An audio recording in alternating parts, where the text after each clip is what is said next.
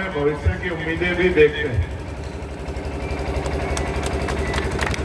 हमारे साथ अभिभावक के रूप में सुबह से चल रहे काफी उम्र का अनुभव, राजनीतिक अनुभव, सामाजिक अनुभव उनके पास है।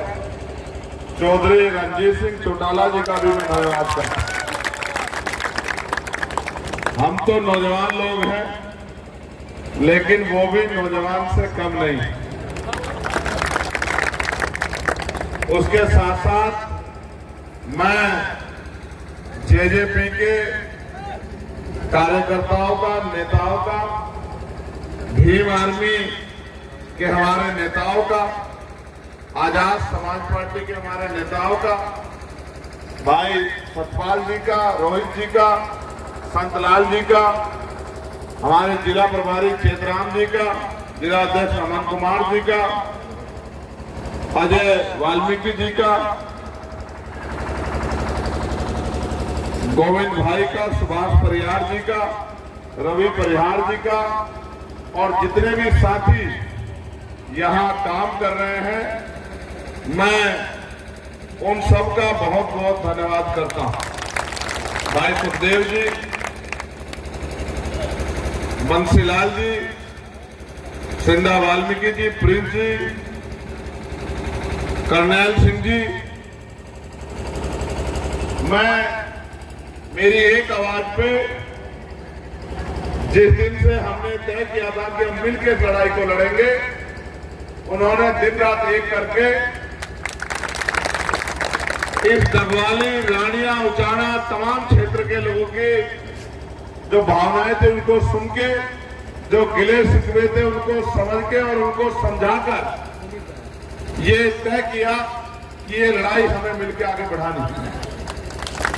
एक शानदार टीम जो नौजवानों की है, और वो नौजवानों की टीम एक दिन में तैयार नहीं हुई होगी। मैं दिग्विजय भाई का धन्यवाद देता हूं, उनकी कार्यशैली का, कि जिस तरह से नौजवानों की हिम्मत बढ़ाने के लिए उन्होंने इस क्षेत्र में स्पोर्ट को बढ़ावा दिया, खेल कूद को बढ़ावा दिया, और 17 से ज्यादा स्टेडियम इस क्षेत्र में बनवाकर, जिन गांव में स्टेडियम नहीं थे, गांव की प्रतिभा को, गांव के नौजवान को, बेटा बेटी को मुख्य धारा में लाने का, खेल से जोड़ने का जो काम किया, अच्छे स्वास्थ्य प्रदान करने का जो काम किया, वो ऐतिहासिक है। उसके बाद नशा मुक्ति में जिस तरह से इनका संगठन काम करता है, ये भी माओ को, बहनों को, बड़ों को बड़ी हिम्मत, ताकत देने काम किया जाता है।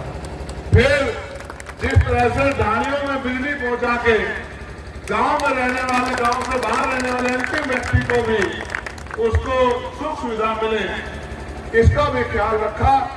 ये उनके एक लंबे विजन की तरफ इशारा करता है। साथ साथ 40 से ज्यादा गांव में डिजिटल लाइब्रेरी खोल के डॉक्टर बाबा साहब अम्बेडकर का जो शिक्षा का मिशन था, उस मिशन को आगे बढ़ाने का काम किया। मैं इसके लिए दिल से छोटे भाई दिग्विजय जी का धन्यवाद करता हूं। आप और मैं जानते नहीं, शिक्षा ऐसा हथियार है, अगर आपके पास शिक्षा है, आपने बेहतर ज्ञान हासिल किया है, तो आप रोजी रोटी भी कमा सकते हो और अपने ज्ञान के जरिए सम्मान भी प्राप्त कर सकते हो। ये सच है, ये बात कड़वी है, लेकिन मैं आपसे कह रहा हूं, मेरी बात को सुन के, कॉपी किताब उठा के, जो सीनियर लोग हैं, पुराने लोग, जरा एक बार लिख के मेरी बात को आकलन करके देखना कि चंद्रशेखर आजाद जो बात कह के गया वो बात सही है या हवा भाई कोई बात कह दी। मेरे साथ भाई अमर मलिक जी, भाई अमित कसाना जी, पार्टी भाई दीपक रावण जी, पार्टी के सीनियर लोग भी लगातार, डॉक्टर साहब जो है हमारे मोहित दयाल साहब, लगातार संघर्ष कर रहे हैं। लेकिन जो मैं बात कर रहा हूं उस पर गौर करना। एक समय था, हरियाणा का अपना रसूख था भारतीय राजनीति में। एक समय था, चौधरी देवीलाल जी और मान्यवर काशीराम साहब जी ने मिलकर एक ऐसा समीकरण किसान के मेरे कमेरों का खड़ा किया था, उस समीकरण के बाद नॉर्थ के लोग हरियाणा में आके हरियाणा के जो राष्ट्रीय स्तर के नेता, पंजाब के जो राष्ट्रीय स्तर के नेता प्रकाश बादल जी और ये जो किसान कमेरों का अलायंस बना था, तो यहाँ हरियाणा में बैठ के तय करते थे कि दिल्ली की गद्दी पे कौन बैठेगा। हरियाणा की जो मांग होती थी किसान कमेरों की, सुबह आप पंचायत में डिस्कस करते थे, शाम में वो मांग सरकार आपकी मान लेती थी।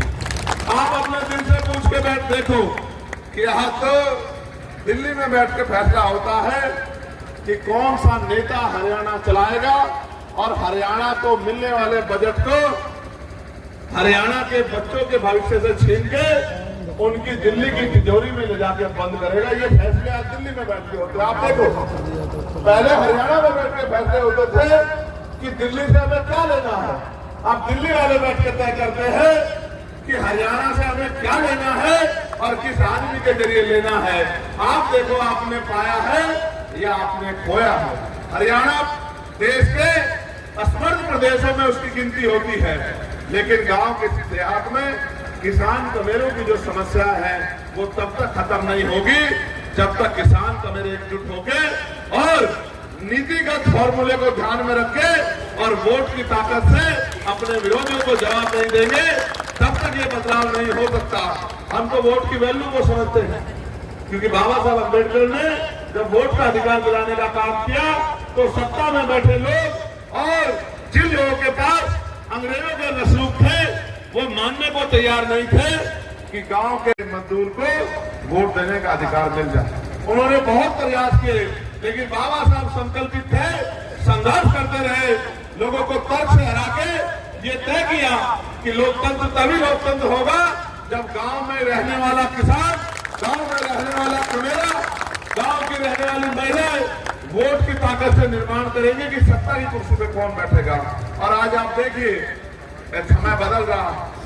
आज गांव में रहने वाला आदमी, अच्छी शहर में रहने वाला आदमी अच्छी जिंदगी के लिए गांव की तरफ लौट रहा है। एक समय था गांव में रहने वाला आदमी शहर की तरफ भाग रहा था और आज शहर में रहने वाला आदमी गांव की तरफ आ रहा है। समय बदलता रहता है, मेरी बात को याद रखना। तो हम तो वोट की वैल्यू को सोचते हैं। बाबा साहब अम्बेडकर ने वोट की ताकत के तौर पे कहा कि political power is the master की। राजनीतिक सत्ता जिनके पास है उन्हें इज्जत की जिंदगी मिलेगी, उनके लोगों को हाथ नहीं फैलाना पड़ेगा। और माननीय काशीराम साहब ने कहा कि वोट की रक्षा नौजवानों, बहन बेटी की रक्षा की तरह करनी है। बहन बेटी को बेचा नहीं जाता, फेंका नहीं जाता, इज्जत से किसी व्यक्ति के हाथ में सौंपा जाता है जिस पे भरोसा किया जाता है कि ये इज्जत से खिलवाड़ नहीं करेगा, ये हमारी इज्जत की रखवाली करेगा और देख-रेख करेगा। साथ साथ उन्होंने ये भी कहा कि अगर वोट का सही प्रयोग नहीं कर पाओगे तो बाबा साहब अम्बेडकर के 4 बच्चों की कुर्बानी भी व्यर्थ चली जाएगी।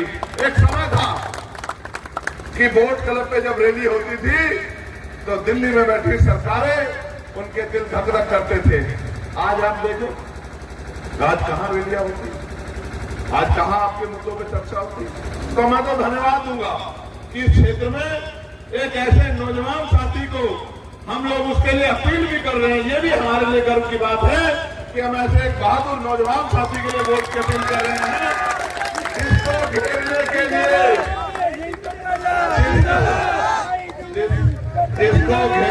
लिए जिसको घेरने के लिए सब लोग एकजुट हो गए हैं कि दिग्विजय चौटाला तो यहां से आगे नहीं बढ़ने देना। मगर दिग्विजय, मैं कहना चाहता हूं, आज के इस प्यार के बाद कहना चाहता हूं, जो रास्ते में मैंने आपके लिए प्यार देखा उसके लिए बात कहना चाहता हूं कि ये सारे बड़े बड़े महलों वाले आपके खिलाफ हो जाए, तब वाले के गरीब जनता आपके साथ है। मेरी बात यहाँ का किसान, यहाँ का नौजवान, यहाँ का युवा, यहाँ की बेटियां, यहाँ के बेटे, यहाँ की माए, उनका हाथ आपके सर पे है। और जो नाराज है वो भी मान जाएगा, क्योंकि नाराजगी भी अपनों में ही होती है, गैरों से कभी नाराजगी नहीं होती। तो इसलिए मैं आपसे अपील करना चाहता हूं कि भाई दिग्विजय चौटाला को अपना कीमती वोट डालकर 5 तारीख को जब आप वोट डालने जाएं तो चाबी का बटन दबाकर भाई दिग्विजय जी को जिताने का काम करें, विधानसभा में भेजने का काम करें। जो काम अधूरे आपकी विधानसभा में उन कामों को पूरा कराने के लिए और अगले 5 साल अपने बच्चों के भविष्य को मजबूत करने के लिए भाई दिग्विजय जी को वोट करके ताकत दें। और 2 तारीख को मैं भी रहूंगा। एक तरफ लोग जो है तमाम साधन संसार लगाएंगे और मैं तो हमेशा आपसे अपील करता हूं, जानते चाहे मैं आपको दिल्ली बुलाऊं, चाहे मैं आपको देश के किसी और कोने में बुलाऊं, चाहे मैं आपसे आंदोलन के लिए कहूं, मैं तो अपील करता हूं, मैं आपसे कहूंगा कि 2 तारीख को रानिया का और डबवाली का संयुक्त जलसा हमारा ओडा में है और मैं भी उस जलसे में आपकी ताकत देखने के लिए आऊंगा। और मैं आपसे भी अपील करूंगा, specially Bhim army Azad Samaj party के लोगों से, कि ये समझ के मेहनत करो डबवाली में कि यहाँ दिग्विजय चौटाला नहीं, चंद्रशेखर आजाद चुनाव लड़ रहा है, हमें चंद्रशेखर आजाद के साथ। और आप जो लोग मुझे सुनते हो, बताओ पार्लियामेंट में आपके मुद्दों के लिए, चाहे बेरोजगारी का मुद्दा हो, चाहे किसानों का मुद्दा हो, चाहे नौजवानों का मुद्दा हो, चाहे बैकलॉग का मुद्दा हो, बताओ जोर शोर से लड़ाई लड़ी जाती है नहीं लड़ी जाती है, बताओ। और आप जानते हैं कि जब हमारे पहलवान बेटी को जो देश का गौरव बढ़ाने के लिए मेडल लेके आते उसके साथ षड्यंत्र हुआ, तो हरियाणा के नेता इतनी हिम्मत जुटा पाए, मैंने सरकार को चैलेंज करके कहा कि याद रखना बेटियों के सामान से कोई खिलवाड़ बर्दाश्त नहीं की जाएगी। लेकिन मैं सोचता हूं जिस दिन हरियाणा अपनी ताकत को समझ गया उस दिन हरियाणा से ही दिल्ली के फैसले होंगे। और चौधरी देवीलाल जी जिन्होंने इस लंबे समय तक इस क्षेत्र की सेवा की और माननीय काशीराम साहब के सपनों को पूरा करने के लिए हम लोग निकले हैं और जब तक उनका सपना पूरा नहीं होता तब तक हम लोग रुकने वाले नहीं हैं।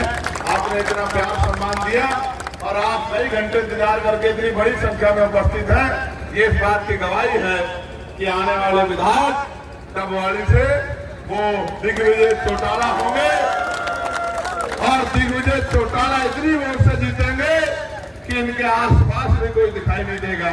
और मैं भाई दिग्विजय चौटाला से कहता हूं कि ये सब लोग आपको प्यार देने के लिए आए हैं, दोनों हाथ जोड़ के इनका धन्यवाद करो और माइक से भी इनका शुक्रिया अदा करो, क्योंकि ये आपसे बड़ा प्रेम करते हैं, आपकी कार्यशैली से प्रेम करते हैं।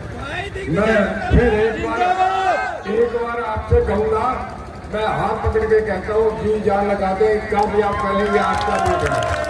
बहुत बढ़िया, बहुत धन्यवाद, बहुत धन्यवाद, बहुत धन्यवाद। जितना कहूँ उतना कम। बहुत बहुत धन्यवाद। एक बार जोरदार तालियां बजा दे आप अपने आप।